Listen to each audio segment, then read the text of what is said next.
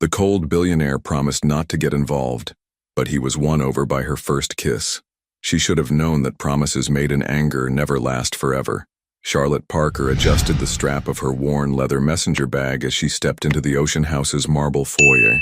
The historic Charleston venue gleamed under crystal chandeliers, its walls adorned with portraits of long-dead Southern gentlemen who seemed to judge every guest with their painted eyes.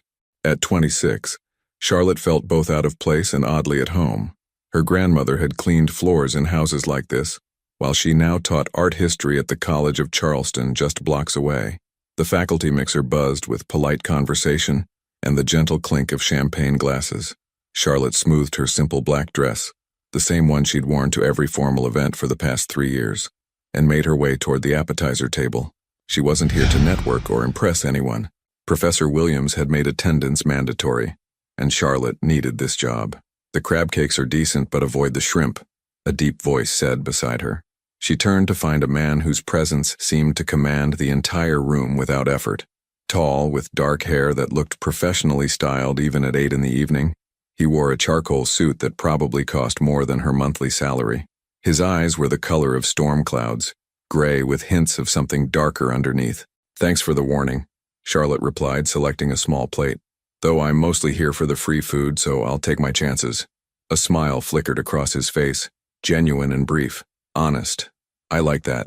Honesty's about all I can afford these days," she said, then immediately regretted it. Way to sound pathetic, Charlotte. But he didn't look at her with pity. Instead, something shifted in his expression. Recognition, maybe, as if he understood exactly what she meant. "Anthony Stone." He extended his hand. "Charlotte Parker." His handshake was firm, warm, and lasted exactly 3 seconds longer than professional courtesy required. "Your faculty?" he asked, though his tone suggested he already knew the answer. "Art history. You? Donor," he said simply, then added, "I fund the Sustainable Architecture program." Of course he did. Charlotte had heard whispers about Stone Industries, the billionaire who'd revolutionized eco-friendly resort development and appeared on Forbes covers with the same frequency most people checked their phones. She'd expected someone older, more obviously corporate. Not this man who studied her face like she was a painting he couldn't quite figure out. "That's generous of you," she said, meaning it. "It's strategic," he corrected. "Everything I do serves a purpose." They stood in comfortable silence for a moment, watching the other guests network with practiced precision. Charlotte noticed how people kept glancing at Anthony, some approaching only to be politely but firmly redirected by what must have been his assistant, a sharp-eyed woman in navy blue who materialized whenever someone got too close. "Do you always travel with security?" Charlotte asked. "Isabel isn't security. She's my buffer." "Against what?" "People who want things." The honesty in his voice surprised her. Most wealthy people she'd encountered either flaunted their money or pretended they didn't have any. Anthony seemed genuinely tired by his wealth, as if it were a burden he'd learned to carry with practiced indifference. "What if someone doesn't want anything from you?" she asked. He studied her again, those storm-gray eyes searching for something. "That would be unusual." Professor Williams appeared at Charlotte's elbow, slightly breathless and obviously starstruck. "Ms. Parker, I see you've met our most generous benefactor. Mr. Stone, I hope Charlotte is making a good impression. She's one of our brightest faculty members." Charlotte felt heat rise in her cheeks. Williams meant well, but his eagerness was embarrassing. "She's been excellent company," Anthony said smoothly. "In fact, we were just discussing the intersection of art and sustainable architecture." They hadn't been discussing anything close to that, but Charlotte played along. "Mr. Stone has some fascinating insights about environmental aesthetics." Williams beamed and launched into a lengthy speech about the college's commitment to sustainability. Anthony listened with polite attention, but Charlotte caught him glancing at her twice, something almost amused in his expression. When Williams finally excused himself to greet other donors, Anthony turned back to her. "Environmental aesthetics?" he asked, one eyebrow raised. "You looked like you needed saving, and you thought lying was the solution?" "I prefer creative interpretation." This time his smile was fuller, reaching his eyes. "What would you call it if I told you I've been thinking about leaving this event for the past hour, but stayed because I wanted to keep talking to you?" Charlotte's breath caught. There was something in his voice. Not a line, not practiced charm, but genuine surprise, as if he hadn't planned to say those words. "I'd call that honest," she said softly. The air between them shifted, charged with possibility. Anthony stepped slightly closer and Charlotte caught the faint scent of his cologne, something expensive but not overwhelming, like cedar and rain. "Would you like to?" he began, then stopped abruptly.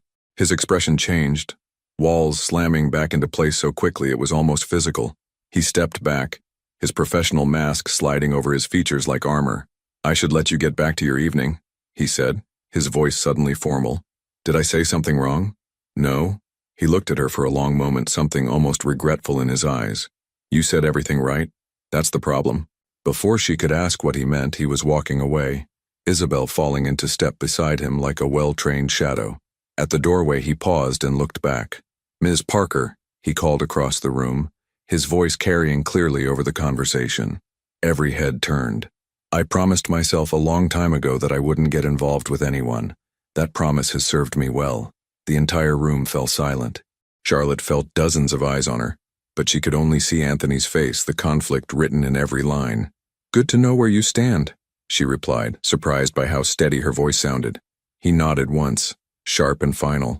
Then he was gone, leaving Charlotte standing alone in a room full of strangers, wondering why his warning felt more like a challenge, and why, despite everything logical in her brain, she found herself hoping she'd see him again. What would you do if someone warned you away from them? But their eyes said the complete opposite. Some coincidences are too perfect to be accidents. Charlotte stared at her reflection in the bathroom mirror of Brewster's coffee, trying to convince herself that her racing heart had nothing to do with the man sitting 3 tables away. It had been 5 days since the Ocean House incident, and she'd managed to push Anthony Stone from her thoughts for exactly never, not once. She'd replayed their conversation 100 times, dissecting every word, every glance, every moment before he'd built those walls back up.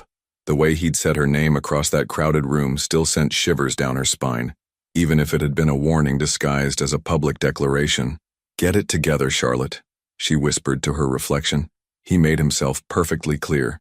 But when she stepped back into the cafe's warm, coffee-scented embrace, Anthony was still there. Still impossibly elegant in a simple white button-down and dark jeans that probably cost more than her car payment. Still reading what looked like financial reports while somehow making mundane paperwork appear sophisticated. Charlotte had been coming to Brewster's every Tuesday morning for 2 years. It was her ritual: grade papers, prep for her afternoon lectures, and drink enough caffeine to survive teaching Art History 101 to hungover college sophomores. She'd never seen him here before.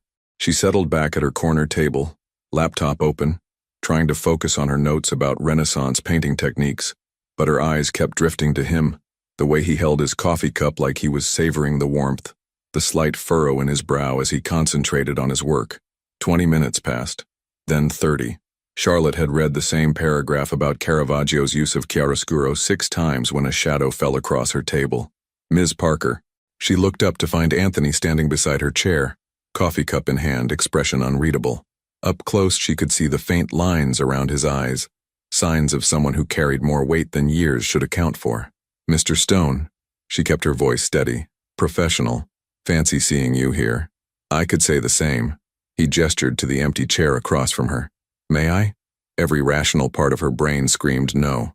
He'd made his position clear. But something in his posture, the way he held himself like he wasn't entirely sure of his welcome, made her nod. He sat down carefully, placing his cup on the scarred wooden table. "I owe you an apology." "For what?" "The other night. The way I left. It was—" He paused, searching for words. "Abrupt." Charlotte closed her laptop, giving him her full attention. "You were honest. I can respect that." "Was I?" He met her eyes. "Because I've been thinking about it and I'm not sure honesty was my motivation." The admission hung between them like a challenge.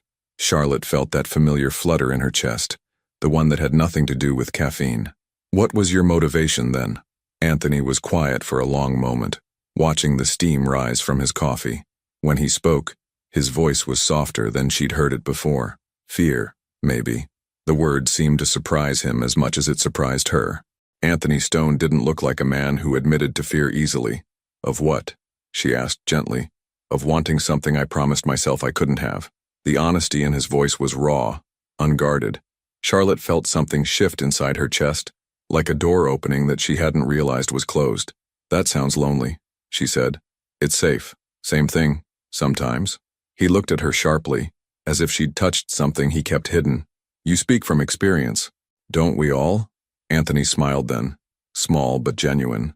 What are you afraid of, Charlotte Parker? The use of her first name sent warmth through her veins. Right now, that you're going to disappear again the moment this conversation gets too real. I'm still here, for now. They sat in comfortable silence, the morning rush of students and professionals swirling around them like they were in their own private bubble. Charlotte noticed the way Anthony's hands curved around his coffee cup, long fingers that looked like they'd be gentle but sure.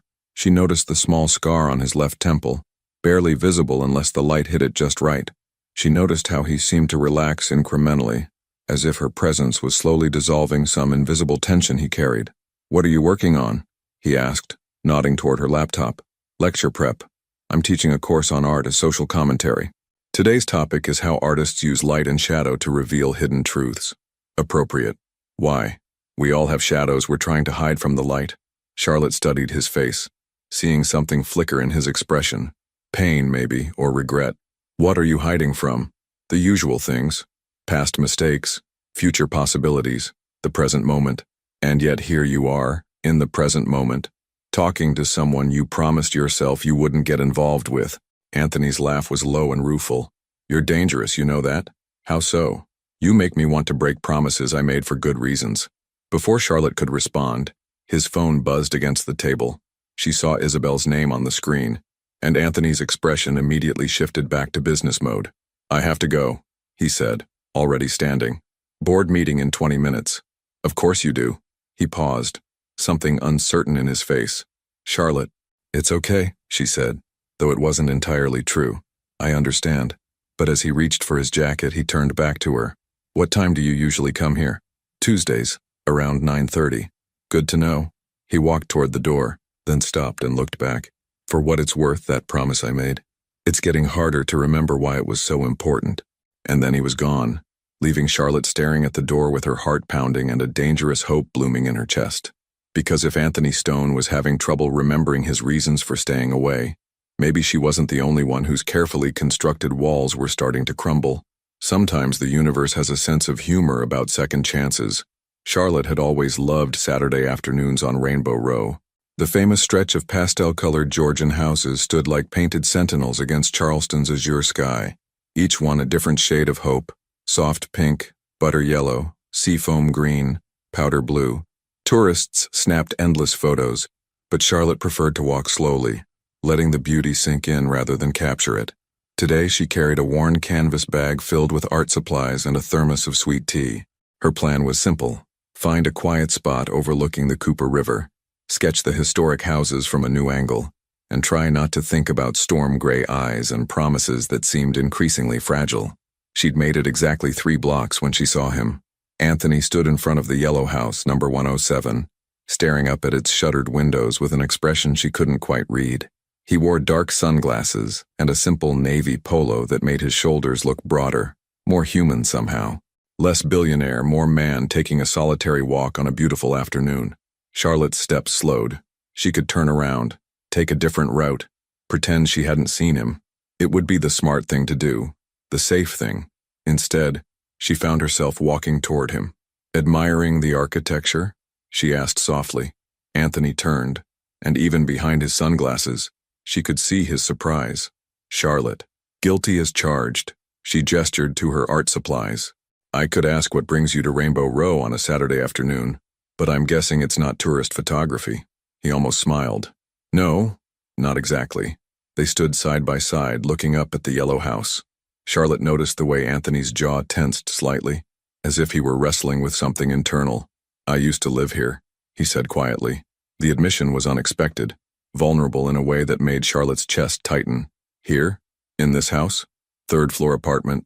I was 22, fresh out of business school, convinced I was going to change the world. His voice carried something between nostalgia and regret. I had a mattress on the floor, a folding table for a desk, and exactly $47 in my checking account. Charlotte tried to imagine a younger Anthony Stone, hungry, ambitious, dreaming in a tiny apartment while the world stretched out before him like an unwritten story. What changed? She asked. Everything. He removed his sunglasses and Charlotte saw something raw in his expression. I made my first million by 25, first billion by 30, got everything I thought I wanted. But success has a price. The higher you climb, the more you have to leave behind. He looked at her then, really looked at her, including the ability to trust that people want you for who you are, not what you can provide. Charlotte felt pieces of a puzzle clicking into place. Is that why you made the promise? Anthony was quiet for a long moment. A horse-drawn carriage clip-clopped past, the tour guide's voice carrying stories of antebellum romance and Civil War heartbreak. When he spoke again, his voice was barely above a whisper. Her name was Vivian. We were engaged. I thought she loved me. He paused, watching a family of tourists pose in front of the pink house. Turned out she loved my bank account more. The pain in his voice was old but still sharp, like a scar that had never quite healed right. Charlotte resisted the urge to reach out and touch his arm. I'm sorry, she said simply. I promised myself that night, standing in my penthouse, still wearing my tuxedo from what should have been our engagement party, that I would never let anyone close enough to hurt me like that again. How long ago was that? 8 years. He looked at her sideways. 8 years of perfect control. Perfect distance, perfect loneliness. The last word hung between them like a confession. Charlotte felt her heart break a little for the man who'd built such beautiful walls that they'd become a prison. Perfect sounds exhausting, she said softly. Anthony laughed, but there was no humor in it. It is. They began walking slowly down the row of houses, their footsteps echoing off the brick sidewalk. Charlotte noticed how Anthony seemed to relax as they moved away from the yellow house, as if distance from his past allowed him to breathe again. What about you? He asked. What brought you to Charleston? Running away mostly? Charlotte surprised herself with the honesty. I was supposed to get married 2 years ago. Everything was planned. Dress, flowers, church, the works. 3 weeks before the wedding, I found out my fiancé had been seeing his ex-girlfriend for 6 months. What did you do? I gave back the ring, sold the dress, and used the money from our canceled honeymoon to move here and start over. She smiled ruefully. Turns out Charleston is a good place for broken hearts to heal. Is that what you were doing? Healing? I thought so. Until? Charlotte stopped walking and turned to face him. Until a certain billionaire told me he doesn't get involved with anyone, and I realized I might want him to make an exception. The words hung in the air between them, brave and terrifying. Anthony's expression shifted, something flickering in his eyes that looked like hope fighting with fear. Charlotte, I know, she said quickly. I know you have your reasons. I know you've been hurt. I know promises are important to you, but I also know that when you look at me, you see something that scares you because it feels real. Anthony stepped closer, close enough that she could see the gold flecks in his gray eyes. You're right, it does scare me. Good, she said softly, because it scares me too. For a moment, Charlotte thought he might kiss her right there on Rainbow Row, with tourists streaming around them and the afternoon sun painting everything golden. She saw him lean forward slightly, saw the moment of surrender in his face. Then his phone rang. Anthony closed his eyes briefly, then pulled out his phone. Stone. Charlotte watched his face change as he listened, saw the businessman replace the vulnerable man who'd been sharing his secrets. How bad? No, I'll handle it personally. Give me 2 hours. He hung up and looked at Charlotte with genuine regret. There's a problem with one of our resorts in Costa Rica. Environmental compliance issue that could shut us down. Go, she said, understanding. People are counting on you. This isn't how I wanted this afternoon to end. How did you want it to end? Anthony looked at her for a long moment, something unguarded in his expression. With me being brave enough to find out what happens when someone keeps their promises instead of breaking them. And with that cryptic statement, he was gone, leaving Charlotte standing alone among the painted houses, wondering if she'd just witnessed a man taking his first steps toward freedom, or his last retreat into safety. The best conversations happen in the spaces between words. Charlotte had been staring at the same page of her art history textbook for 20 minutes when the knock came. She wasn't expecting anyone. Her small apartment above the vintage bookshop on King Street rarely had visitors, and certainly not at 9 o'clock on a Sunday evening. Through the peephole, she saw Anthony Stone holding 2 paper bags and wearing an expression she'd never seen before, uncertain. She opened the door, acutely aware that she was wearing paint-stained jeans and an oversized College of Charleston sweatshirt, her hair pulled back in a messy bun. I brought dinner, he said without preamble. Thai food from that place on East Bay. I wasn't sure what you liked, so I got everything. Charlotte looked at the bags, then at his face. There were shadows under his eyes, and his usually perfect hair looked like he'd been running his hands through it. "How did you know where I live?" I asked Professor Williams, told him I wanted to discuss a potential donation to the art department. Anthony's mouth quirked in what might have been embarrassment. "I may have also mentioned you'd been helpful with some architectural insights. More creative interpretation. Shameless manipulation, actually." He held up the bags. "Can I come in? I have about 6 different kinds of curry getting cold." Charlotte stepped aside, and Anthony entered her small studio apartment. She watched him take in the space, the easel by the window, canvases leaning against the exposed brick walls, the small kitchen table covered with art supplies and graded papers. Everything was clean but lived in, personal in a way that felt suddenly intimate with him there. "It's not much," she said, feeling inexplicably nervous. "It's perfect." Anthony set the bags on her kitchen counter, then turned to study the painting on her easel. "Is this Rainbow Row?" Charlotte joined him, seeing her afternoon's work through his eyes. She'd painted the yellow house where he'd lived, but instead of the cheerful tourist postcard version, she'd captured something more complex. Shadows and light playing across the facade, windows that looked both welcoming and guarded. "I started it after you left yesterday," she said. "I couldn't stop thinking about what you told me." Anthony was quiet for a long moment, studying the painting with an intensity that made Charlotte fidget with her paint-stained sleeves. "You see things others miss," he said finally. "Occupational hazard." They unpacked the food in comfortable silence, Charlotte clearing space on her small dining table, while Anthony opened containers with the efficiency of someone accustomed to take-out dinners. The normalcy of it, sharing a meal, moving around each other in her tiny kitchen, felt both foreign and completely natural. "So," Charlotte said, as they sat down with plates of pad thai and green curry, "crisis averted in Costa Rica?" "Temporarily." Anthony's expression darkened slightly. "Someone was dumping chemicals in the local water supply and trying to frame us for it. Took 18 hours and 3 lawyers to sort out. Must be exhausting, having that much responsibility." "It is." He looked at her across the table. "But I didn't come here to talk about work. Why did you come here?" Anthony set down his fork, his gray eyes serious. "Because I spent the last 36 hours thinking about what you said on Rainbow Row, about being brave enough to keep promises instead of breaking them." Charlotte's pulse quickened. And I realized I've been so focused on the promise I made 8 years ago that I forgot about the promises I make every day. Such as, to be honest, to treat people with respect, to not let fear make my decisions for me. He paused, something vulnerable flickering in his expression. To not walk away from something real just because it's scary. The air between them felt charged, electric. Charlotte set down her own fork, giving him her complete attention. "Is that what this is?" she asked softly. "Something real?" "I think so." Anthony's voice was barely above a whisper. "And that terrifies me." Charlotte reached across the table, covering his hand with hers. His skin was warm, solid, real. "What terrifies you most? That I might hurt you or that you might hurt me?" Anthony's fingers tightened around hers. "Both. Neither. I don't know." He laughed shakily. "I've spent 8 years being certain about everything. Business decisions, investment strategies, which restaurants have the best Thai food. But with you, I feel like I'm making it up as I go along. Maybe that's not such a bad thing. Easy for you to say. You're not the one with a Fortune 500 company and 20,000 employees counting on you to make smart choices." Charlotte pulled her hand back, something sharp twisting in her chest. "Is that what I am to you? A bad business decision?" "No."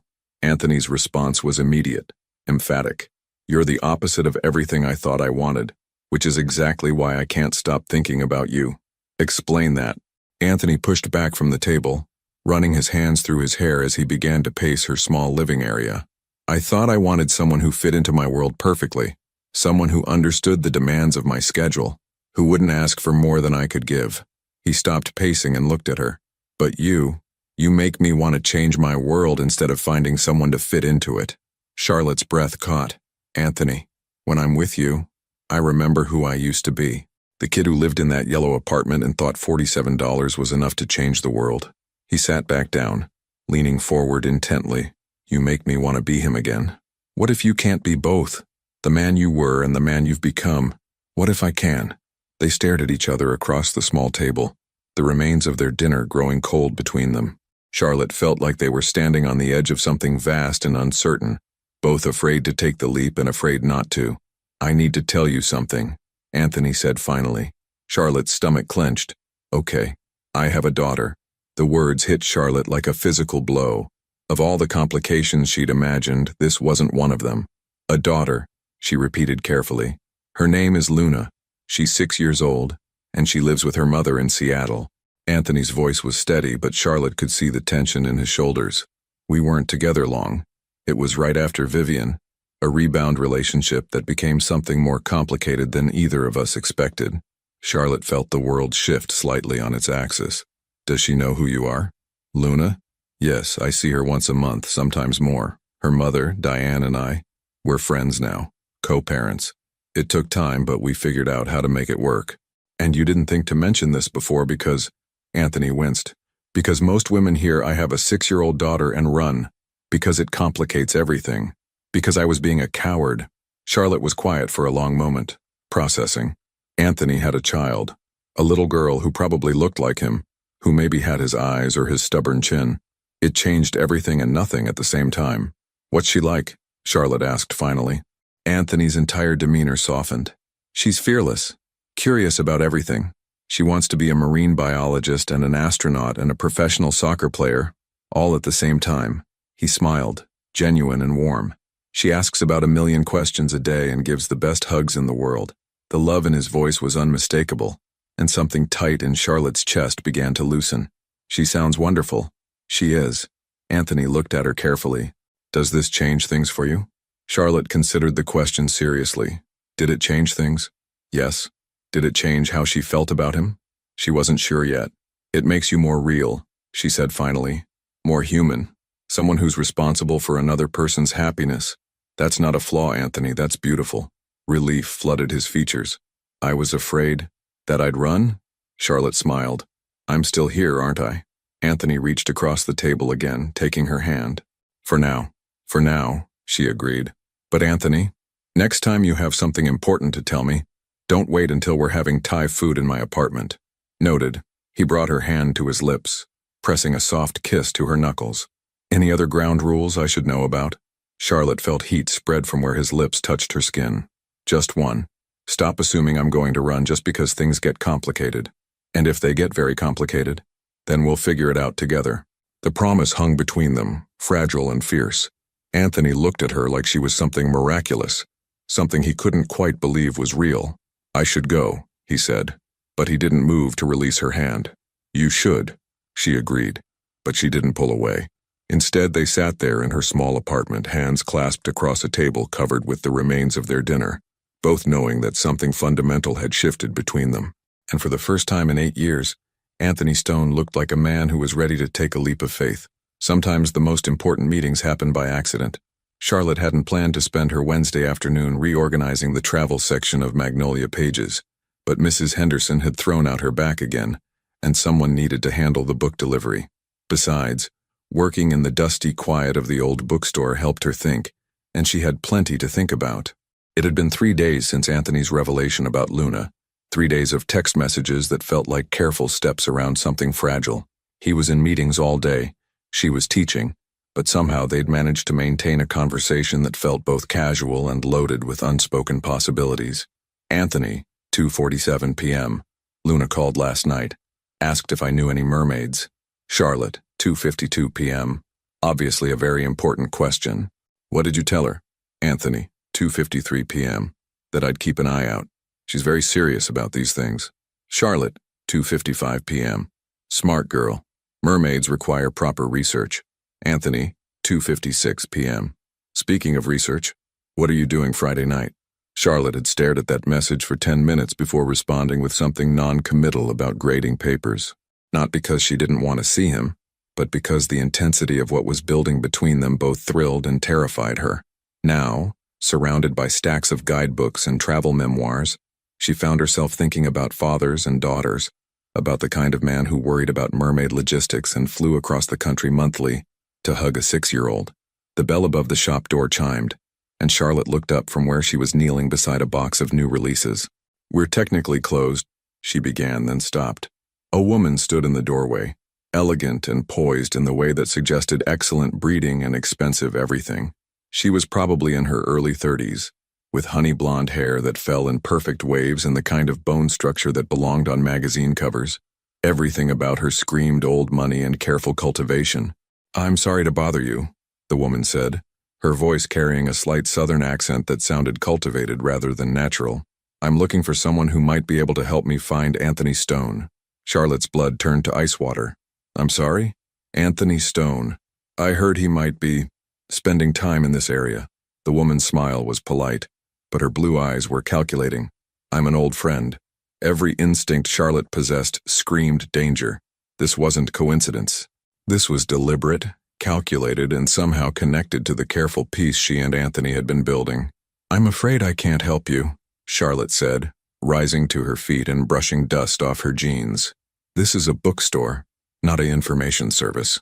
"Of course." The woman stepped further into the shop, her heels clicking against the old wooden floors. "I should introduce myself. I'm Vivian Ashworth." The name hit Charlotte like a physical blow. Vivian, the woman who'd broken Anthony's heart so thoroughly that he'd spent 8 years building walls to keep everyone else out. "I see you recognize the name," Vivian continued, her smile becoming sharper. "Anthony mentioned me then." Charlotte forced her expression to remain neutral. "I'm afraid I don't know what you're talking about." "Really?" Vivian moved deeper into the store, running her fingers along the spines of books like she owned the place. "Because I have it on good authority that Anthony has been seen around Charleston quite frequently lately, with a young woman who fits your description perfectly. And you're here because Anthony and I have unfinished business." Vivian's voice was silk over steel. "And because I thought you might want to know exactly what you're getting yourself into." Charlotte felt her heart hammering against her ribs, but she kept her voice steady. "I think you should leave." In a moment, Vivian stopped in front of the literature section, pulling out a worn copy of Jane Eyre. "Do you know why Anthony really broke up with me?" "I know enough. Do you?" Vivian opened the book, flipping through pages without reading them. "Did he tell you about the prenup his lawyers insisted on? How he had investigators follow me for months, documenting every person I spoke to, every place I went?" Charlotte felt something cold settle in her stomach. "That's not... Did he mention how he recorded our phone conversations? How he had his security team compile a file on my family, my friends, my ex-boyfriends?" Vivian's voice was conversational, almost bored. "Anthony Stone doesn't just protect his money, sweetie. He destroys anyone who threatens it." "You're lying." "Am I?" Vivian snapped the book shut. "Ask him about the lawsuit. Ask him why my father's construction company went bankrupt 6 months after I broke our engagement. Ask him about the contracts that mysteriously dried up, the permits that got delayed, the investors who suddenly pulled out." Charlotte wanted to deny it, wanted to call Vivian a liar and throw her out of the store, but something in the woman's voice, not triumph but genuine pain, made her hesitate. "Why are you telling me this?" "Because I made the mistake of falling for Anthony Stone once. I thought his money and power were just circumstances, not defining characteristics." Vivian replaced the book carefully on the shelf. "I learned too late that for some men, money isn't just what they have, it's who they are. And you want me to what? Run? Hide? Give up? I want you to ask yourself if you're prepared for what loving Anthony Stone really means." Vivian's smile was sad now, almost pitying. "Because it means never being sure if he trusts you or if he's just waiting for you to prove him right about everyone else." The bell chimed again and both women turned toward the door. Anthony stood in the entrance, his expression shifting from surprise to something much darker as he took in the scene. "Vivian." His voice was flat, emotionless. "Hello, Anthony." Vivian's posture straightened and Charlotte saw a flicker of something. Longing, regret, cross her features. "You look well." Anthony's eyes moved to Charlotte, searching her face with an intensity that made her feel exposed. "Are you all right?" Charlotte nodded, not trusting her voice. "What do you want, Vivian?" Anthony stepped into the store and Charlotte noticed how his presence seemed to fill the space, making it feel smaller and more charged. "To talk. To clear the air." Vivian's voice was softer now, more vulnerable. "Anthony, what happened between us? What happened between us was 8 years ago." Anthony's tone could have cut glass. "It's done." "Is it?" Vivian glanced at Charlotte, then back at Anthony. "Because it seems like you're still letting it control your life. Still keeping people at arm's length, still testing everyone who gets close to you. Get out." Anthony's voice was quiet, but there was something in it that made Charlotte's skin prickle with unease. "Anthony, now." Vivian looked at Charlotte one more time, something almost apologetic in her expression. Think about what I said. And then she was gone, leaving Charlotte and Anthony alone in the sudden silence of the bookstore. Charlotte waited for Anthony to explain, to deny Vivian's accusations, to tell her it was all lies born of jealousy and spite. Instead, he stood by the door, his hands clenched at his sides, staring at the floor. "Is it true?" Charlotte asked finally. Anthony looked up and Charlotte saw something in his eyes that made her heart sink. Not guilt exactly, but acknowledgement. "Some of it," he said quietly. "Which parts?" Anthony moved deeper into the store, but he didn't come toward her. Instead, he stood behind a display of bestsellers as if he needed the barrier between them. The prenup, the background check, the security. He paused, his jaw working. "I had to protect myself, Charlotte. You have to understand. Did you destroy her father's business?"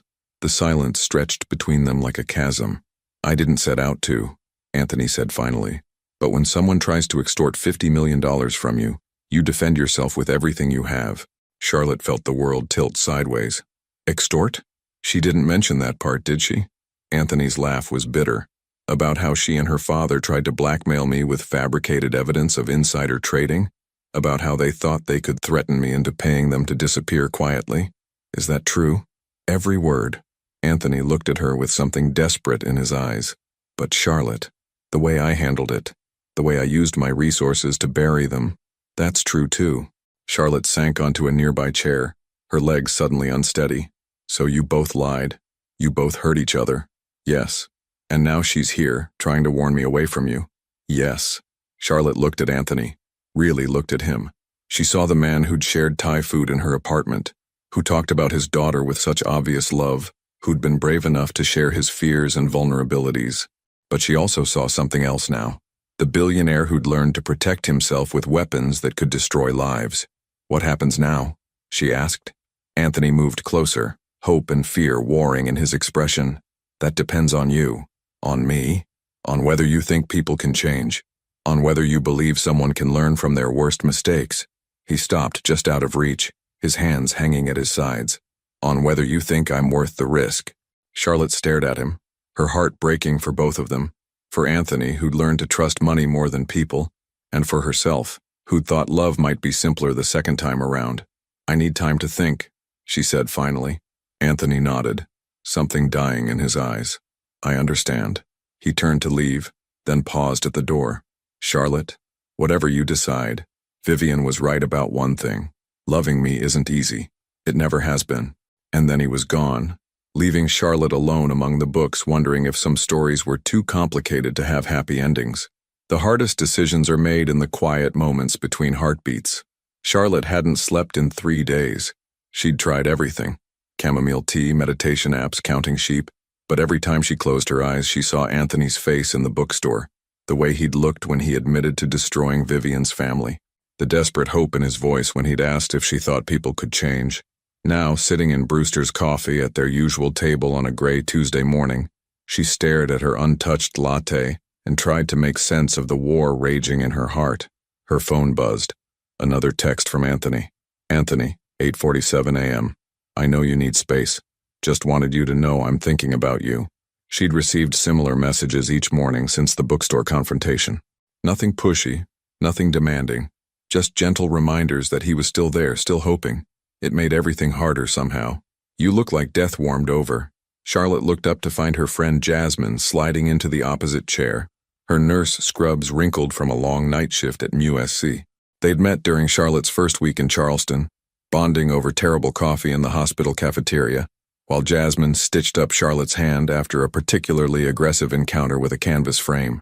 "Thanks for the ego boost," Charlotte muttered. "Seriously, Char, what's going on? You've been radio silent for days." Jasmine flagged down the barista for her usual black coffee with enough espresso shots to power a small aircraft. "Please tell me this isn't about that teacher from the education department who keeps leaving roses on your desk." "God, no.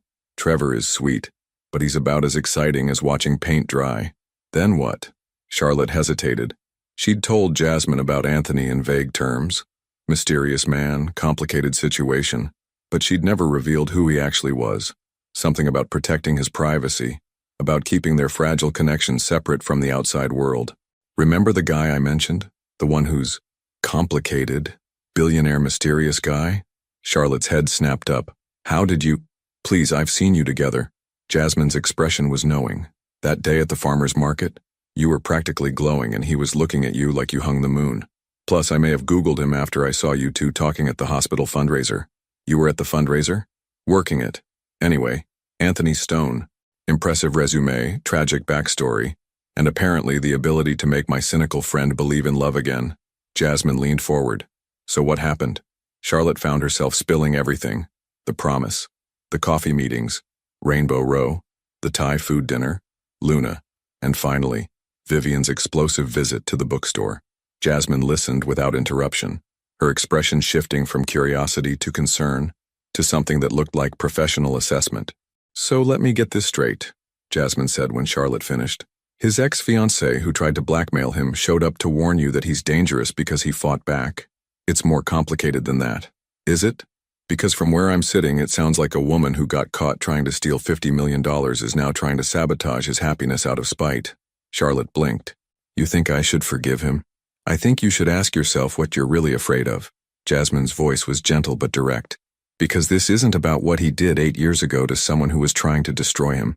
This is about you being scared that you're falling in love with someone who has real power. That's not, isn't it?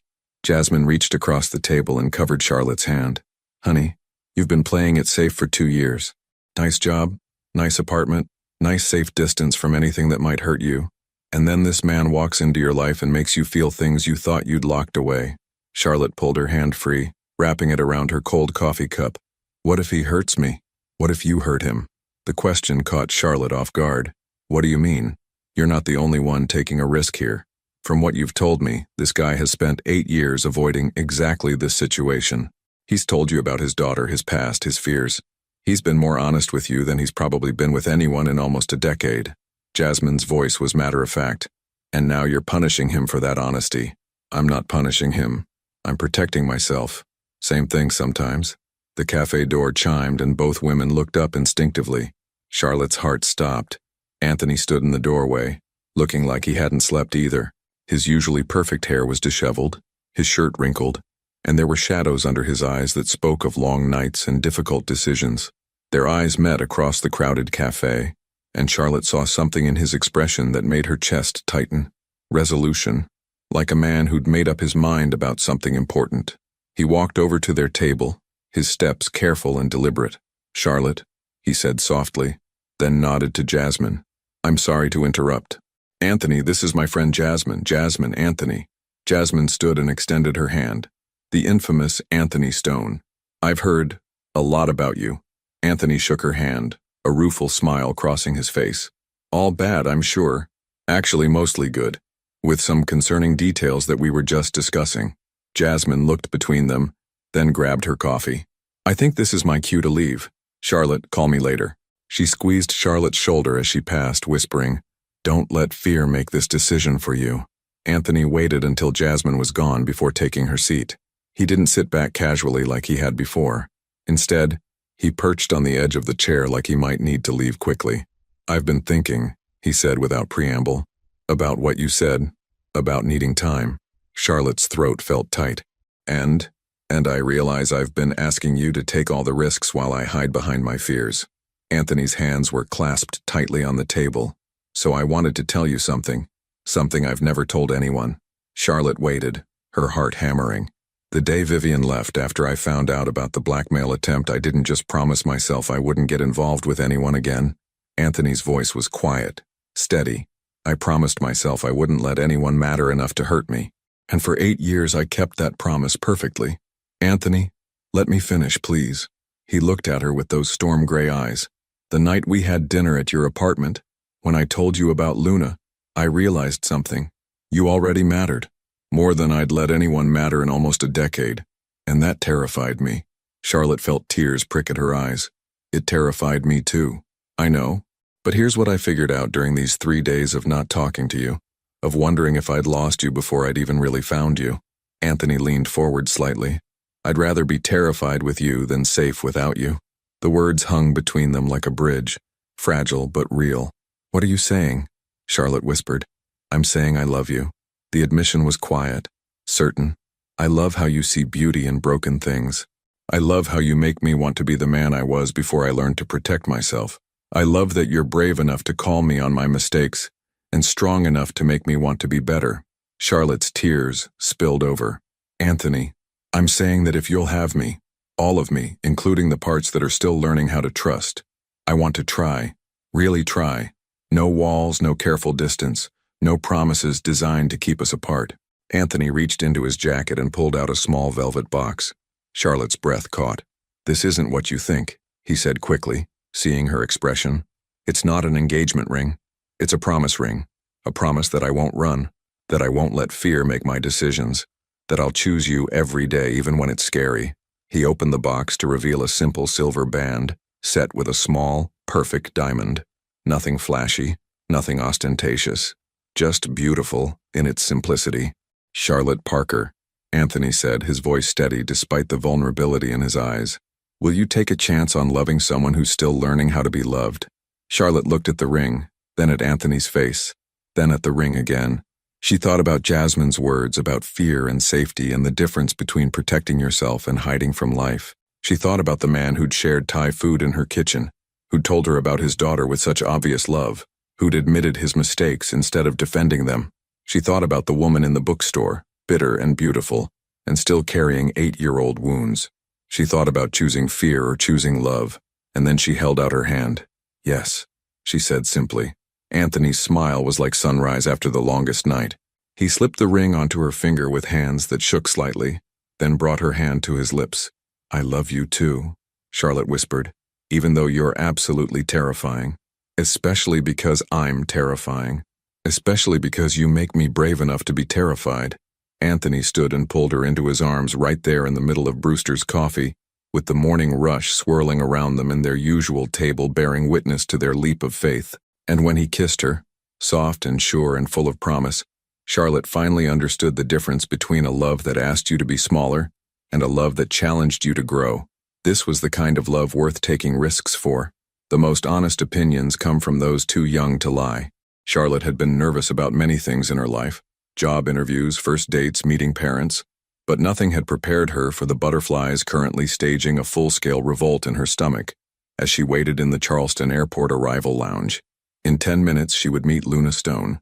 Anthony sat beside her, his own tension evident in the way he kept checking his phone and adjusting his watch. They'd been officially together for 2 weeks now. 2 weeks of stolen dinners and morning coffee dates and text conversations that lasted until midnight. 2 weeks of learning each other's rhythms, of Charlotte discovering that Anthony hummed unconsciously when he was content, and Anthony finding out that Charlotte talked to her paintings while she worked. It had been perfect, almost too perfect. Which was why, when Anthony had mentioned Luna's scheduled visit, Charlotte had surprised them both by suggesting they meet. "You don't have to do this," Anthony said for the 3rd time, his hand finding hers. "Luna can be intense. She asks a lot of questions. I want to meet her." Charlotte squeezed his fingers. "She's important to you, which means she's important to me. But if this is too much too soon, Anthony," Charlotte turned to face him fully. "We talked about this. No more walls, remember? That includes the wall between your life with me and your life with Luna." Anthony nodded, but she could see the worry in his eyes. Not about Luna accepting Charlotte, she realized, but about Charlotte understanding what loving him really meant. The monthly trips to Seattle, the complicated co-parenting schedule, the reality that he would always be a father first. "There," Anthony said, standing as passengers began filing through the gate, blue sweater, backpack shaped like a shark. Charlotte spotted her immediately. Luna Stone was all long limbs and wild curls, her hair a perfect blend of Anthony's dark brown and what must be her mother's lighter tones. She wore leggings covered in constellation patterns and sneakers that lit up with each step. But it was her eyes that caught Charlotte's attention. Storm gray, just like her father's, but filled with an openness that Anthony had learned to guard. "Daddy!" Luna launched herself at Anthony with the fearless enthusiasm that only 6-year-olds possessed. Anthony caught her easily, spinning her around as she squealed with delight. "Hey, starfish," he said, his entire demeanor transforming. Gone was the careful businessman, replaced by someone softer, more playful. "Did you drive the plane again?" "They wouldn't let me." Luna's tone was deeply offended. "But I told the pilot about the hurricane brewing near Jamaica, and he said I was very observant." "Of course you did." Anthony set her down, then gestured to Charlotte. Luna, I want you to meet someone very special. This is Charlotte. Luna turned those serious gray eyes on Charlotte, studying her with an intensity that would have been unsettling in an adult. Charlotte resisted the urge to fidget under the scrutiny. Hi, Luna, Charlotte said, crouching down to Luna's eye level. Your dad has told me so much about you. He told me about you too, Luna said matter-of-factly. He said you're an art teacher, and that you paint pictures of houses, and that you have very pretty eyes. Charlotte felt heat rise in her cheeks. He said that? Yep. Also that you're smart and funny and that you make him smile more. Luna tilted her head. Do you like mermaids? The question caught Charlotte off guard. Yes. I think mermaids are fascinating. Good. Because I'm going to be a marine biologist and mermaids are very important for scientific research. Luna nodded seriously. Even if some people think they're just made up. Well, the best scientists keep open minds about possibilities, Charlotte said, earning a brilliant smile from Luna. Exactly. That's what I told Mrs. Patterson when she said my research project about Atlantis wasn't academically rigorous. Luna made air quotes with impressive 6-year-old disdain. Anthony laughed, the sound rich and warm. Come on, you two, let's get your bag and head home.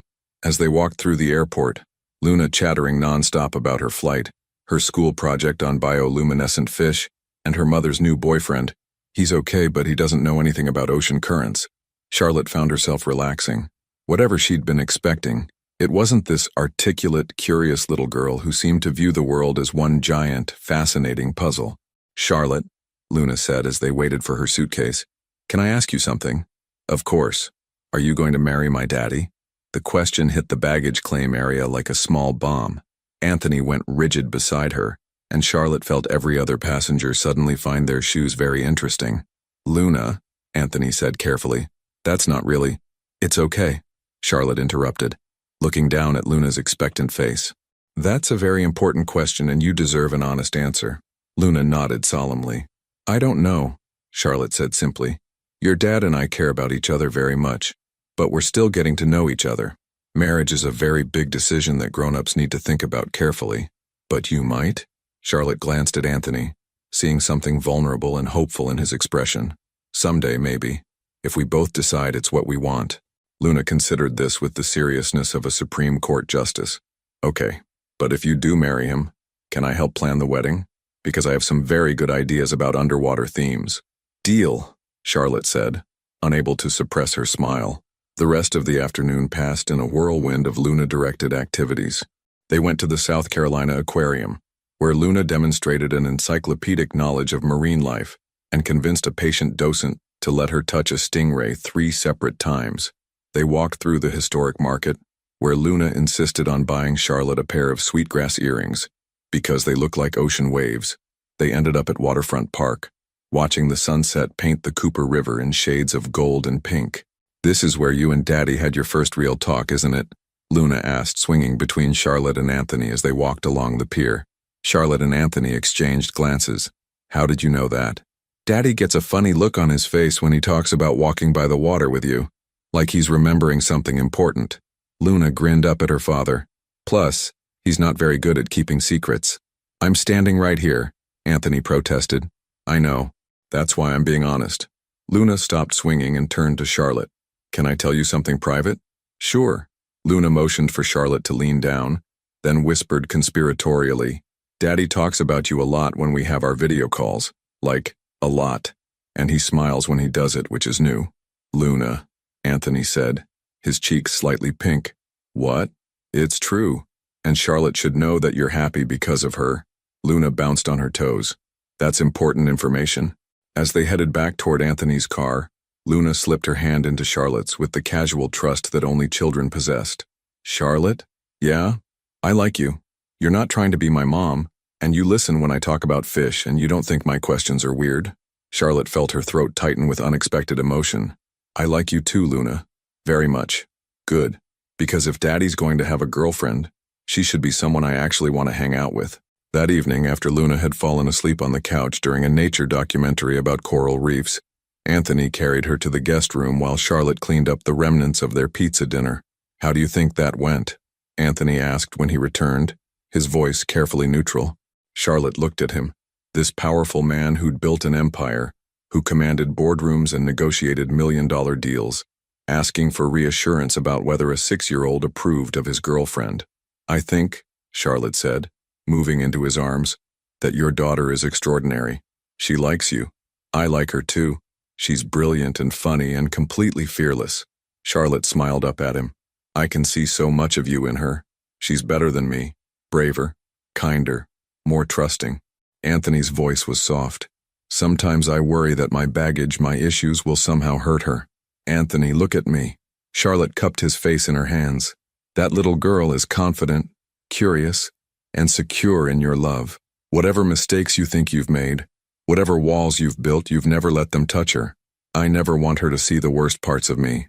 The worst parts of you made you a better father. The best parts of you are why she's such an amazing kid." Charlotte kissed him softly. "And the fact that you worry about being good enough for her, that's exactly why you are."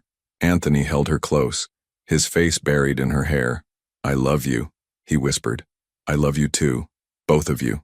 Later that night, as Charlotte lay in Anthony's arms listening to the distant sound of Luna's peaceful breathing from the next room, she felt something settle in her chest. This was what real love looked like.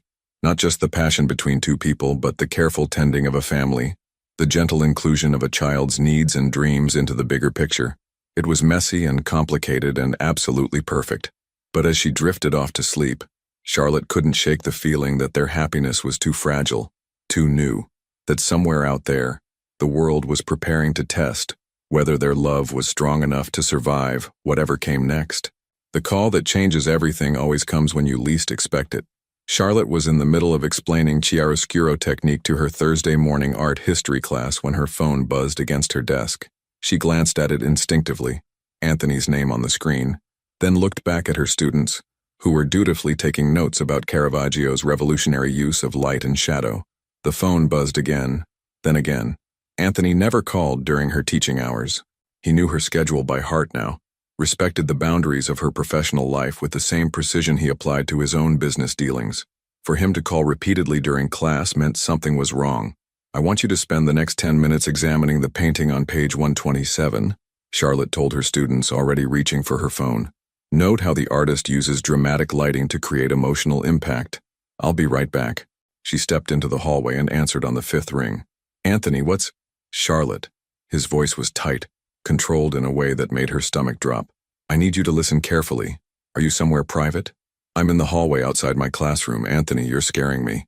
Go to your office now." Charlotte's legs felt unsteady as she hurried down the corridor, her heels echoing against the polished floors. Students moved past her in the typical morning rush, but their voices seemed distant, muffled. "Okay," she said, closing her office door behind her. "I'm alone. What's happening?" "There's going to be a story in the Charleston City paper tomorrow morning." Charlotte sank into her desk chair. "What kind of story? About us? About me? About my past with Vivian?" Anthony's voice was carefully measured, but she could hear the strain underneath. "Someone leaked information about the lawsuit, about what happened 8 years ago. They're calling it Billionaire's Dark Past Exposed, or some sensationalist garbage like that." "Who would—" Charlotte stopped, the answer hitting her like a physical blow. "Vivian. We don't know for certain, but the timing is suspicious. The reporter reached out to my publicist this morning asking for comment about my pattern of using wealth to destroy romantic rivals." Charlotte felt the world tilt sideways. "Oh God, there's more." Anthony's pause was loaded. "They have photos, Charlotte, of us. At the coffee shop at Rainbow Row, leaving your apartment building. Someone's been watching us." The violation of it hit her first. The idea that their private moments, their careful steps toward each other, had been documented by strangers. Then came the fear. "What does this mean?" she whispered. "It means your life is about to become very public. The college, your students, your neighbors, everyone's going to know who you are by tomorrow morning." Anthony's voice was strained. "Charlotte, I am so sorry. I should have seen this coming, should have protected you better." "Don't." The word came out sharper than she intended. "Don't you dare apologize for us being together. But if I hadn't, if you hadn't what? Fallen in love with me? Asked me to take a chance on something real?" Charlotte stood, pacing the small confines of her office. "This isn't your fault, Anthony. This is someone else's cruelty." She heard him take a shaky breath. "I've already called my lawyers. We're going to fight this. Try to get the story killed or at least sanitized. But Charlotte, You need to understand. This is what my life looks like. This is what loving me means. Stop it. Stop what? Stop trying to convince me to leave you. Charlotte's voice was fierce. Because that's what you're doing, isn't it? You're so terrified that this mess will make me run that you're practically pushing me toward the door. Silence stretched between them, heavy with truth. Maybe you should run, Anthony said quietly. Maybe this is the universe giving you an exit before things get worse. Is that what you want? For me to run? I want you to be safe. I want you to have a normal life where strangers don't photograph your morning coffee runs and twisted ex-fiancés don't use you as ammunition against me.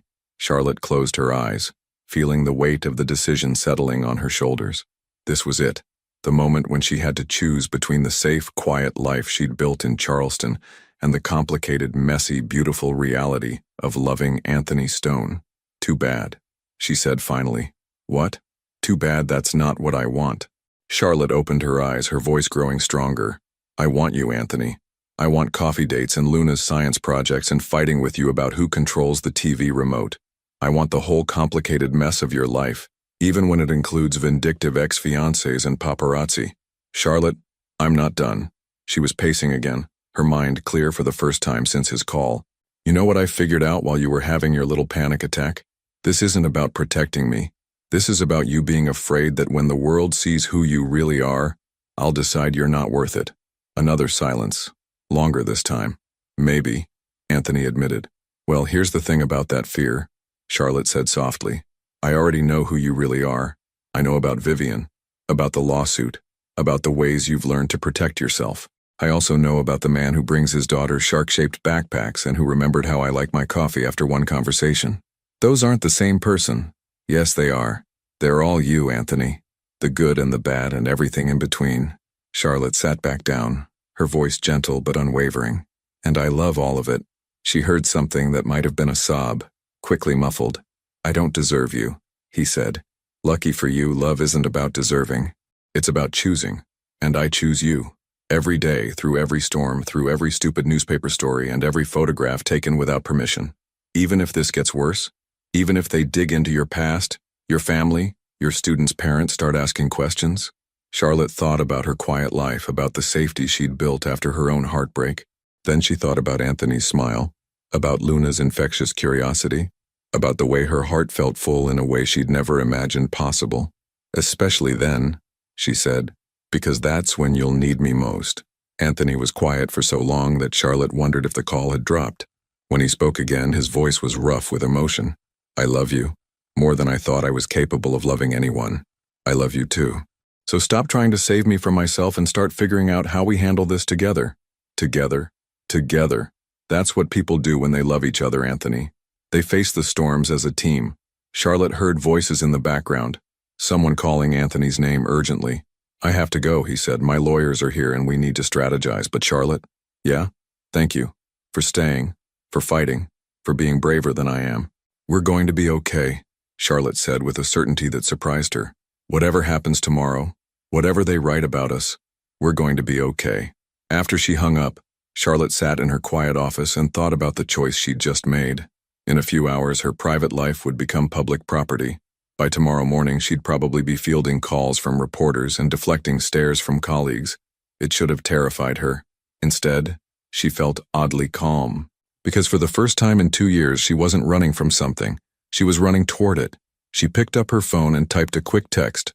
Charlotte, 11:47 a.m. Whatever storm is coming, we weather it together. That's a promise. His response came immediately. Anthony, 11:48 a.m. Together. I like the sound of that. Charlotte smiled, tucked her phone away, and walked back to her classroom. She had 20 minutes left to teach her students about the power of light conquering shadow. It seemed like appropriate preparation for what lay ahead. Some battles are fought in boardrooms, others in the court of public opinion. The Charleston City paper hit the stands at 6 a.m. sharp, and by 6:15, Charlotte's phone was ringing off the hook. She'd spent the night at Anthony's penthouse, neither of them sleeping much, both knowing that morning would bring a new reality. They'd strategized with his legal team until nearly midnight, crafting responses, preparing statements, building walls of legal protection around the fragments of their privacy that remained. Nothing could have prepared them for the actual headlines. Billionaire's revenge. How Anthony Stone destroys anyone who crosses him. screamed across the front page in bold letters, accompanied by a photo of Charlotte and Anthony walking hand in hand down Rainbow Row. She looked happy in the picture, relaxed, completely unaware that their private moment was being weaponized against them. The article was a masterpiece of selective truth-telling. It painted Anthony as a vindictive mogul who'd used his wealth to crush Vivian's family out of spite, who had a pattern of targeting vulnerable women, and was now grooming his next victim. A quote attributed to an anonymous source close to the situation. Charlotte had never seen her name in print before. Now it was there for the world to see, along with speculation about her financial motivations, and questions about whether the college was aware their faculty was consorting with controversial figures. Consorting, Charlotte said, her voice flat as she stared at her laptop screen in Anthony's kitchen. They make it sound like I'm running a brothel. Anthony sat across from her, his own laptop open to what appeared to be crisis management protocols. He'd been on the phone with his publicist, his lawyers, and his board of directors since 5 a.m. Dark circles shadowed his eyes, and his usually perfect appearance was showing cracks. Rumpled shirt, hair that looked like he'd been running his hands through it, the slight tremor in his hands that spoke of too much coffee and too little sleep. "We're going to sue," he said without looking up from his screen. "Defamation, invasion of privacy, intentional infliction of emotional distress. My lawyers are already drafting the paperwork. Will it matter?" "What do you mean?" Charlotte gestured at her phone, which had been buzzing constantly with calls from numbers she didn't recognize. "The damage is already done. People don't remember retractions, Anthony. They remember the original story." As if summoned by her words, her phone rang again. This time the number looked familiar. "Professor Williams." "I should take this," she said, her stomach knotting. "Charlotte." Professor Williams's voice was strained, overly cheerful in the way that meant he was deeply uncomfortable. "I hope you're doing well this morning, as well as can be expected, given the circumstances." "Yes, well, about that. I've had several calls this morning, from parents, from the administration, from the board of trustees." Williams cleared his throat. "They're concerned about the publicity." Charlotte felt ice settle in her veins. "What kind of concerns?" "The kind that involve questions about faculty conduct and the reputation of the institution." Williams's voice was apologetic but firm. "Charlotte, I need you to take a leave of absence, just until this blows over." "A leave of absence?" Charlotte's voice rose. "For what? For having a relationship with someone? For bringing unwanted attention to the college? For creating a situation where our donors are questioning their continued support?" Williams sighed heavily. "I'm sorry, Charlotte, I really am. But my hands are tied." Anthony looked up from his laptop, seeing something in Charlotte's expression that made him close the screen and give her his full attention. "How long?" Charlotte asked. "We'll revisit the situation in 30 days. If the media attention dies down, if there are no further complications, we can discuss your return." 30 days. A month of her life suspended because someone had decided to use her love life as ammunition in an 8-year-old war. "I understand," Charlotte said quietly. "I'll clear out my office this afternoon." "Charlotte, I want you to know that, personally, I think this is completely unfair. You're one of our best instructors, and what's happening to you is unconscionable, but not unconscionable enough to actually fight for me." Williams was quiet for a moment. "I'm sorry." After she hung up, Charlotte sat in the growing morning light of Anthony's kitchen, feeling something fundamental shift inside her chest. Not heartbreak exactly, but a kind of clarity that felt both liberating and terrifying. "They suspended you," Anthony said. It wasn't a question. "Leave of absence. 30 days to let the media attention die down." Charlotte's laugh was bitter. Funny how quickly 2 years of exemplary service becomes irrelevant when things get messy. Anthony's expression darkened. "I can make some calls. I know people on the board." "No." Charlotte's voice was sharp. "Absolutely not. Charlotte, I can fix this. One conversation with the right donor, one carefully worded suggestion about continued funding, and prove their point?" Charlotte stood, pacing to the window that overlooked Charleston's harbor. "Prove that I'm exactly what they think I am? Someone who uses her relationship with you to manipulate situations? That's not what I meant, isn't it?" Charlotte turned to face him. "Anthony, I know you want to help. I know you have the power to make this go away with a few phone calls. But if you do that, I'll never know if I earned my job back or if you bought it for me." Anthony was quiet for a long moment, studying her face. "What do you want to do?" "I want to fight. Not with your money or your influence, but with the truth." Charlotte moved back to the table, her phone buzzing again with another unknown number. I want to tell our story. The real story. The media isn't interested in the real story. They want drama, conflict, scandal. Then we give them something better. Charlotte picked up her phone, declining the call before looking back at Anthony. We give them love. Before Anthony could ask what she meant, Charlotte's phone rang again. This time the caller ID showed a name she recognized, Jasmine. Thank God, Jasmine said when Charlotte answered. I've been trying to reach you for an hour. Are you okay? Define okay. Are you somewhere safe? Are you with Anthony? Do you need me to come get you? The fierce protectiveness in her friend's voice made Charlotte's throat tighten. I'm fine. I'm at Anthony's place. Good. Don't leave. There are reporters outside your apartment building, outside the college, probably outside the coffee shop where you buy your morning caffeine addiction. Charlotte closed her eyes. Great. Charlotte, I want you to know something. I've seen the article. I've read every word of that character assassination disguised as journalism. Jasmine's voice was steel. And I want you to know that anyone who actually knows you knows it's garbage. Thank you. I'm not done. I've also been fielding calls from other people who know you. Your students, other faculty members, people from the neighborhood. You want to know what they're saying? I'm not sure I do. They're saying that the Charlotte Parker they know is kind, dedicated, honest, and completely incapable of the manipulative behavior this article suggests. Jasmine's voice softened. They're saying that if you love this man, then he must be worth loving. Charlotte felt tears prick at her eyes. Jasmine, fight for this, Charlotte. Fight for him, fight for yourself, fight for the love that anyone with eyes can see you two share. Don't let some bitter woman with an agenda destroy something beautiful. After Jasmine hung up, Charlotte found Anthony watching her with an expression she couldn't quite read. Your friend is fierce, he said. She is. Charlotte wiped at her eyes. Anthony, I need to ask you something, and I need you to be completely honest. Always. Do you regret it? Any of it? Meeting me, pursuing this, opening yourself up to all this chaos? Anthony stood and moved to her, taking her face gently in his hands. His storm-gray eyes were serious, intense, completely focused on her. Charlotte Parker, he said softly, loving you is the best decision I've ever made, even if it costs me everything, even if the whole world thinks I'm a monster, even if we have to fight this battle every day for the rest of our lives. He brushed his thumb across her cheek. You are worth every headline, every lawsuit, every sleepless night. Even if I lose my job, even if your business suffers, even if Luna sees these stories and asks questions you're not ready to answer. Especially then. Anthony's smile was fierce, determined.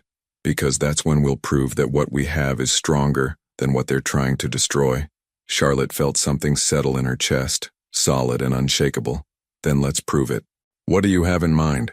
Charlotte looked at her buzzing phone, at the stack of newspapers on Anthony's counter, at the laptop screen still showing the article that had turned their private love into public spectacle. I have an idea, she said slowly, but you're not going to like it. Try me. What if we don't hide? What if we don't let the lawyers handle everything? What if we tell our story ourselves, in our own words, on our own terms? Anthony's expression grew wary. Charlotte, an interview, together, with someone reputable, someone who'll let us speak without editing our words into sound bites. Charlotte's voice grew stronger as the idea took shape.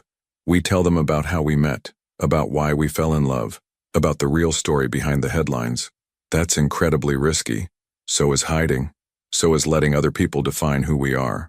Charlotte took his hands. Anthony, we can't control what people write about us, but we can control what we say about ourselves.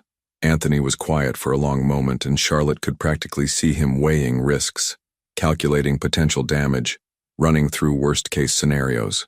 There's no guarantee it will work, he said finally.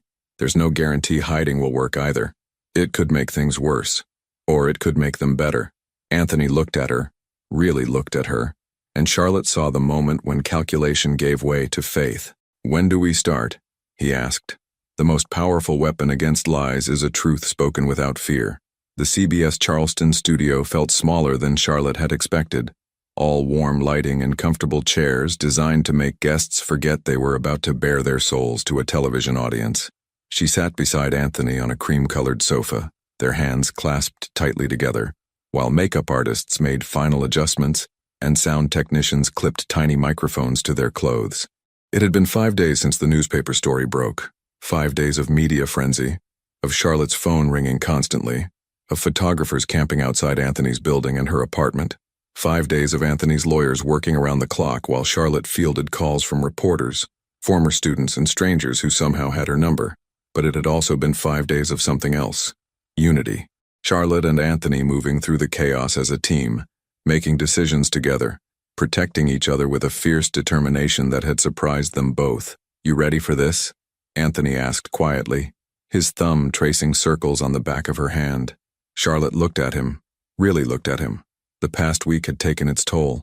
There were new lines around his eyes, a tension in his shoulders that spoke of sleepless nights and difficult conversations.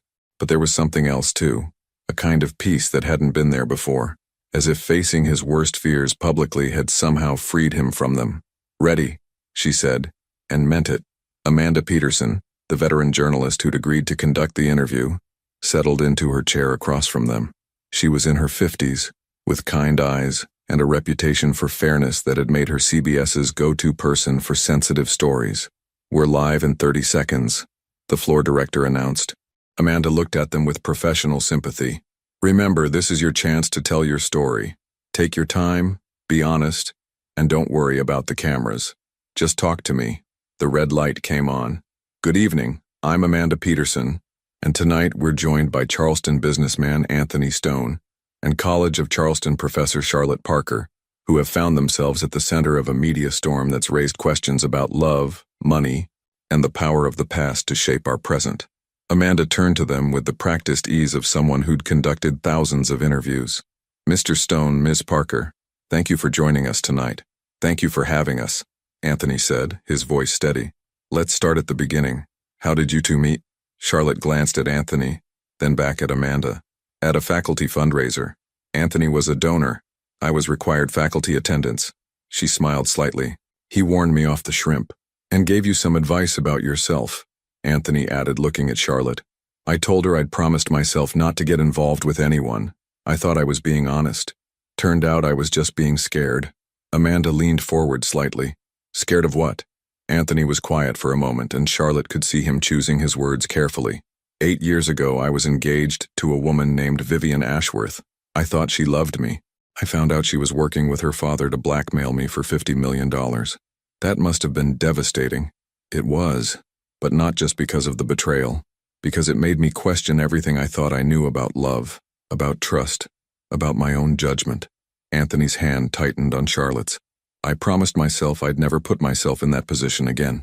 Amanda turned to Charlotte. "And yet here you are. What made you willing to take on someone with that kind of baggage?" Charlotte had expected this question, had rehearsed her answer, but sitting there, looking at Anthony's profile as he spoke about his pain with such honest vulnerability, the rehearsed words disappeared.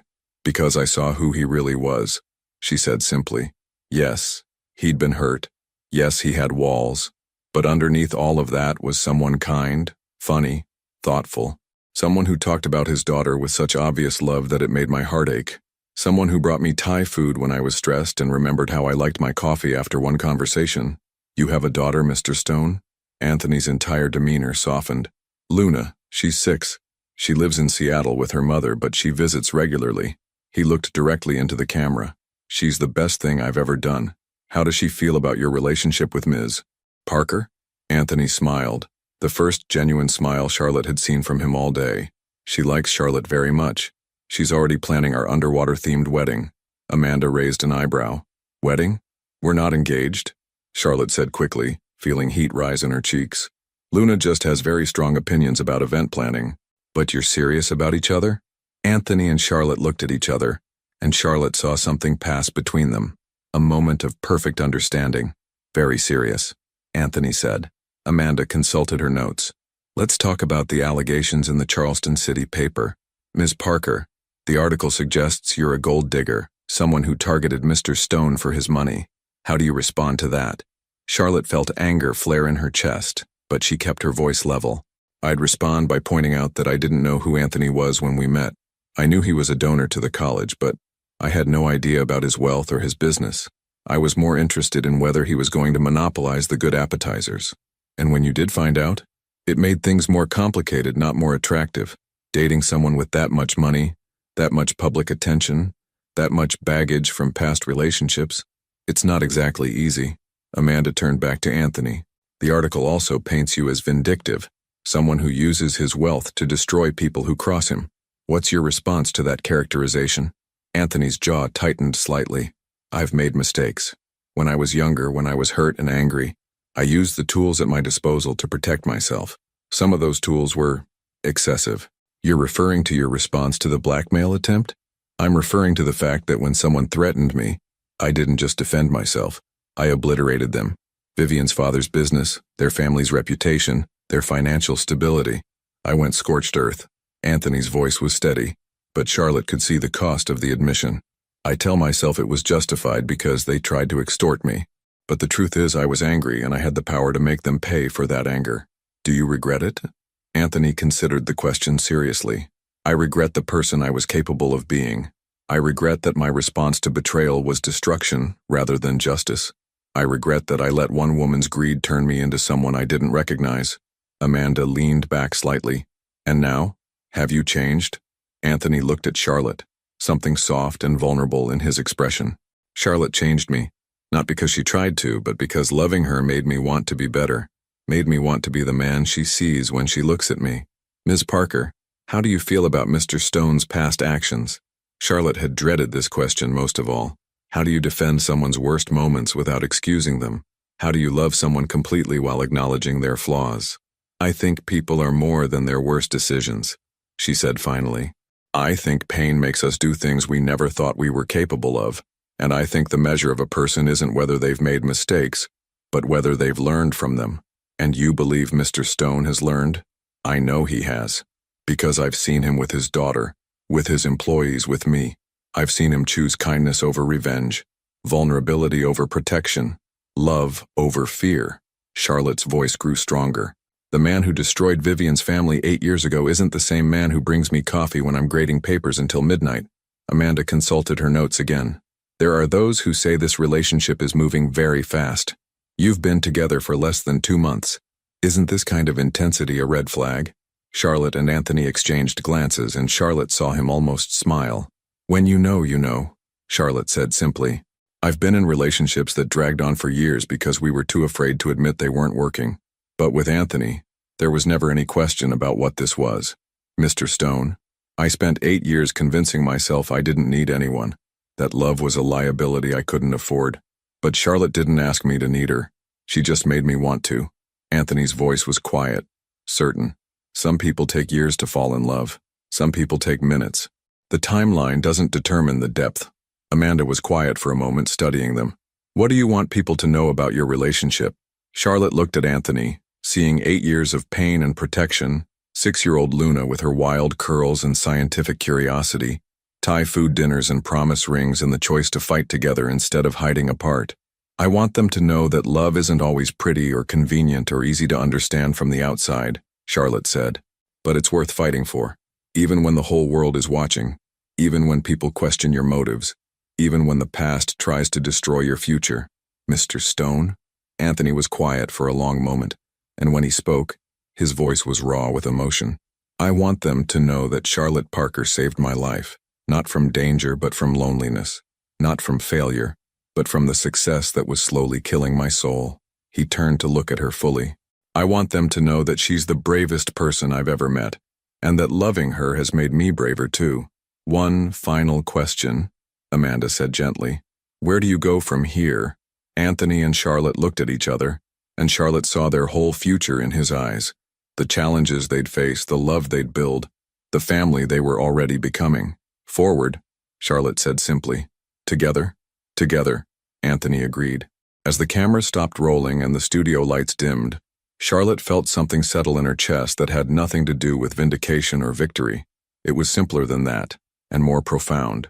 The quiet certainty that they had told their truth, and their truth was enough. Whatever came next, they would face it as they had faced everything else, hand in hand, heart to heart, ready to prove that some love stories are worth fighting for.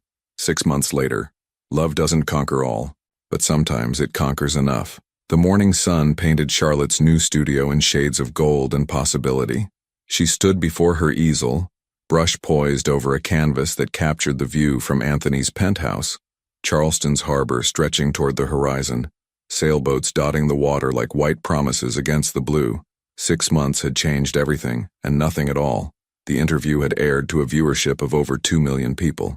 The response had been swift and decisive. The Charleston City paper had issued a formal retraction and apology.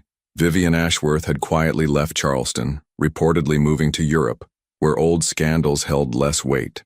Most importantly, the College of Charleston had not only reinstated Charlotte but offered her tenure track, a position that came with its own studio space and the freedom to develop her own curriculum. "You're humming again," Anthony said from the doorway, 2 coffee cups in his hands. Charlotte smiled, setting down her brush to accept the perfectly prepared latte. "It's a good day. Every day with you is a good day." Anthony moved to stand behind her, his arms circling her waist as he studied the painting over her shoulder. "Though I think you've made the harbor more beautiful than it actually is. Artist's prerogative." They stood in comfortable silence, watching the real harbor through the floor-to-ceiling windows. The studio had been Anthony's idea, a surprise renovation of the penthouse's 3rd bedroom that had resulted in perfect northern light and enough space for Charlotte to spread out her canvases without tripping over furniture. "Luna called this morning," Anthony said, his voice warm with the happiness that always accompanied mentions of his daughter. "She wants to know if you've finished her mermaid painting." Charlotte laughed. "Tell her 2 more weeks. I want to get the tail scales exactly right." Luna had visited twice since the interview aired, each stay longer than the last. She'd taken to calling Charlotte her almost stepmom, a designation that both thrilled and terrified Charlotte in equal measure.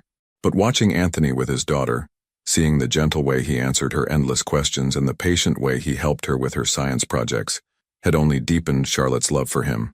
"Actually," Anthony said, his tone shifting slightly, "she had another question." "Oh?" "She wanted to know when we're going to make it official." Charlotte turned in his arms, raising an eyebrow. "Official?"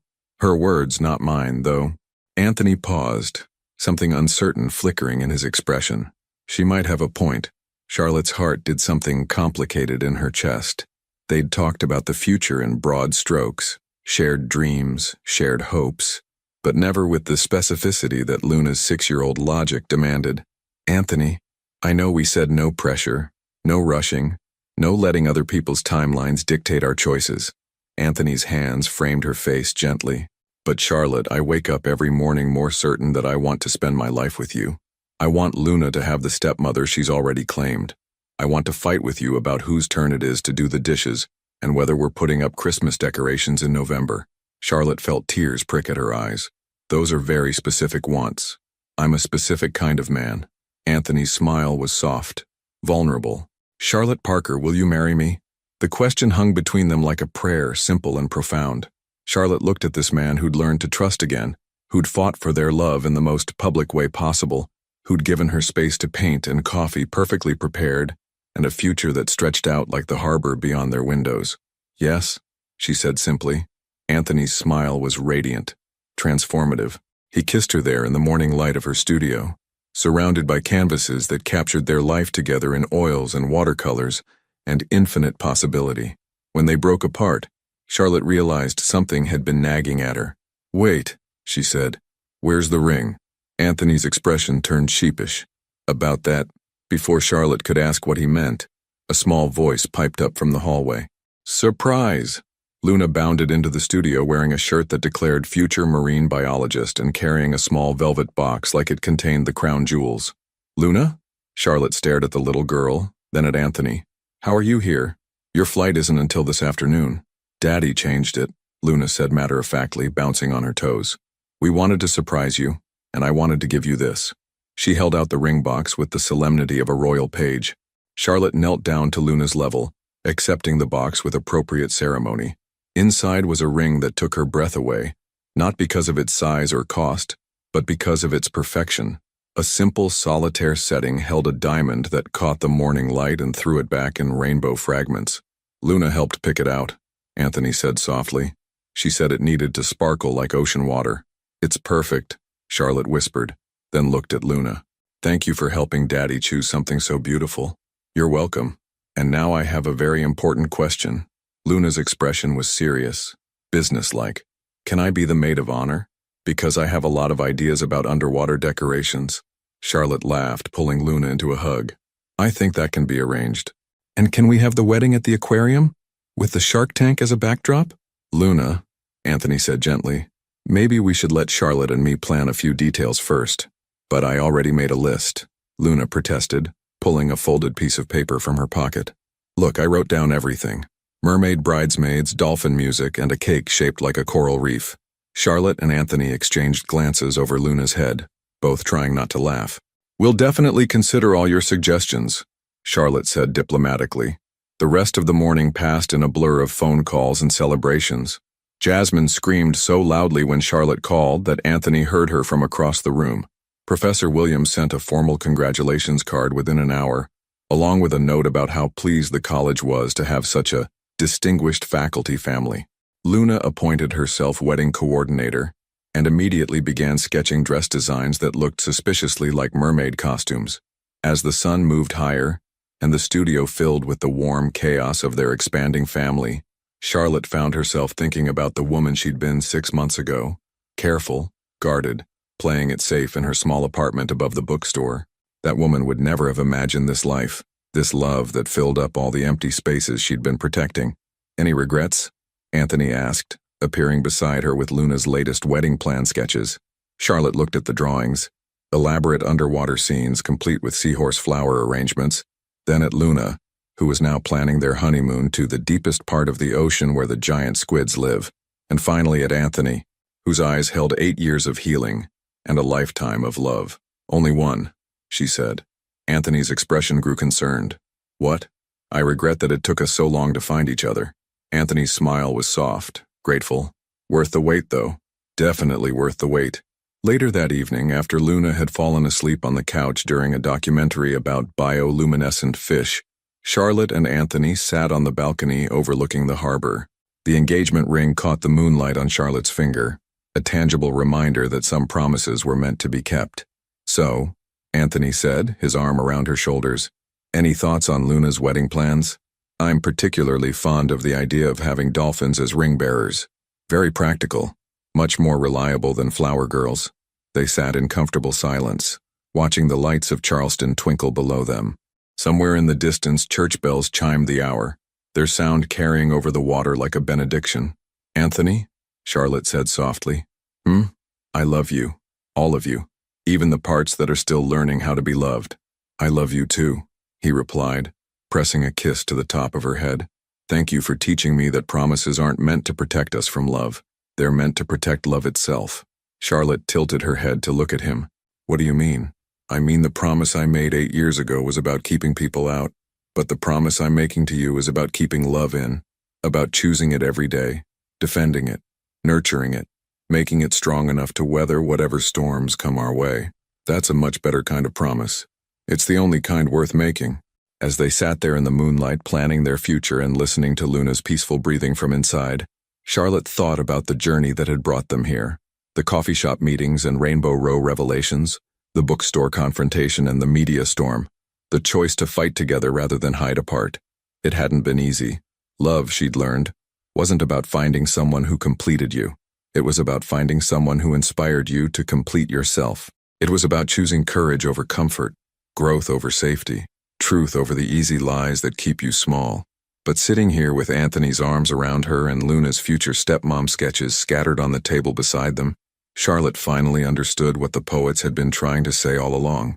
Love doesn't conquer all, but when it's real, when it's fought for, when it's built on honesty and trust, and the daily choice to see each other clearly, it conquers enough. It conquers fear. It conquers loneliness. It conquers the voices that say you're not worthy of happiness. Most importantly, it conquers the past that tries to convince you the future isn't possible. And sometimes, if you're very lucky, it conquers your heart so completely that you forget you ever lived without it. The harbor stretched out before them, dark water reflecting 1,000 stars, each light a promise of tomorrow. They had forever to keep them all. Sometimes the most beautiful endings are just the beginning of something even more extraordinary. What would you risk for a love that changes everything? Share your thoughts below. Your participation in the channel is very important. Please leave your opinion in the comments. Thank you for watching. If you enjoyed the story, please subscribe to our channel and leave a comment below letting us know what you thought. Your feedback and support mean a lot to us. Stay tuned for more exciting stories.